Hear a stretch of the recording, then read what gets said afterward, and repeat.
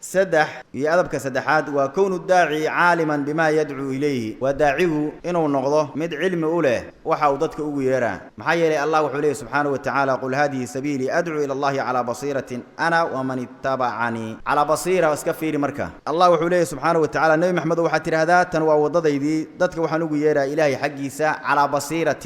أنا كسوغان على بصيرة محل فسري أي على علم أنا علمي كسوغان والنبي محمد عليه الصلاة والسلام أنا ومن اتبعني دتك أنا راعانا لفت الكود وحل رباه إن دتك خيرك أغيران يوى على علم كسوغان والداعي إلى الله بلا علم قد يفسد أكثر مما يصلح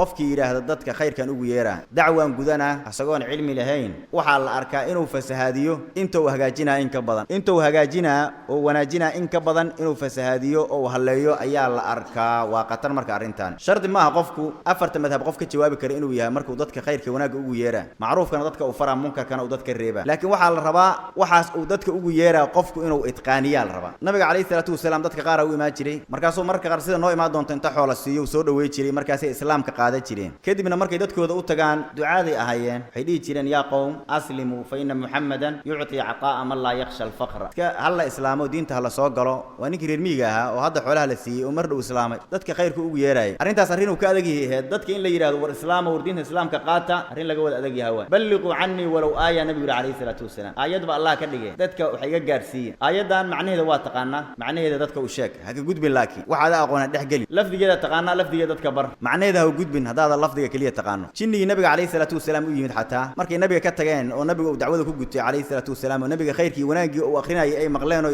iimaankii qaateen qoomkoodii markay u laabteen maxay ku yiraahdeen yaa qawmana ajibu daa'i allah nabi maxamed raaca kaleey salaatu wasalaam halla islaamo iyo nabi maxamed halla raaca iyo salaada halla tukado iyo waxyaabahaas dadku ay wada yaqaanaan dadku khayrkaas waa wada gudan karaan laakiin baxar iyo bad adigu aada aqoonin oo ku dabaala karin weligaa isku tuurin ha isku tuurin afaaraha waaweyn ka leexo waxaad gaarin ka leexo ama caamin noqo ama arday noqo ama sheekh noqo waxaada aqoonin ha fatwoonin ha faragashanin waxaada aqoon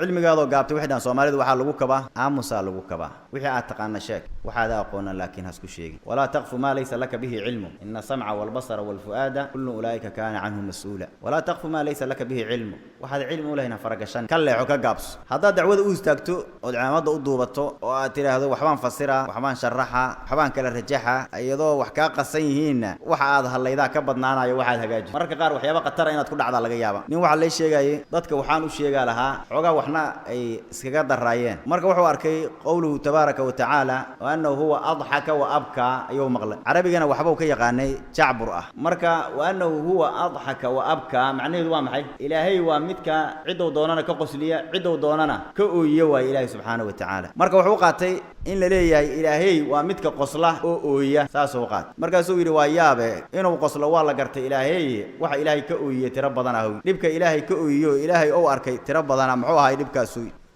dibku marka meel kale kama jiray dibka waxa ka jira jahliga ninkan uu ka jira waxa iskaga darmay adhaka iyo dhahika iyo abka iyo baka ayaa iskaga daray waa ka ooyiyay heed asaguna wax uu qaatay ilaahay ooyo u qaatay markaas waas laga yaabaa inuu ku fasiro dadka u sheego waa qatar arintaas nin kale waxa la sheegay oo waliba xoogaa jaamacad ay soo dhigtay wuxuu maqlay xadiiskii nabiga kaleey salaatu wasalaam nabigu inuu wiil yar loo keenay oo nabigu dhabta saaray wiilkii yarka ahaa marka waxa ku jirta nabigu wiilkii markuu dhabta saaray fabaala calayhi ahadiiska ku jirta markaas wuxuu qaatay in laga wado nabigu kaleey salaatu wasalaam canugii dhabta saartay kadib fabaala calayhi faa'ilkii fabaala ayuu ka dhigay isleeyay faa'ilkii fabaala ayuu ka dhigay faa'ilkii fabaala wuxuu ka dhigay nabiga kaleey salaatu wasalaam wixii lagu kaadsan wuxuu ka dhigay canugii yarka ahaa markaas wuxuu leeyahay waa yaabe saatan waa maxay waxaan waas qabalaadahay aw dhaqankiisu banaayo nabiga kaleey salaatu wasalaam yaaban xulay xadiiska waa kan hadii naska iyo daahirka xadiiska la qaada xadiisku waa saas markaas wuxuu rabaa inuu yiraahdo sunnadu waa ilmaha yarka in lagu korkaad shawaa yaana nabiga sallallahu alayhi wasallam tabata anhu fil bukhari kada wa kada fabala alayhi laakin macnaheedu waa maxay fabala faa'ilkiisu waa maxay waska cadda waa canuga sabiga wuxuu ku kaadsiye nabiga kaleey salaatu wasalaam fabala alayhi fabala sabiyu ala nabiga sallallahu alayhi wasallam waa isa dhabtu ka saaran nabiga kaleey salaatu wasalaam marka marojisku ma fiicna qofku marka waa inuu waxa uu sheega cilmi u leeyahay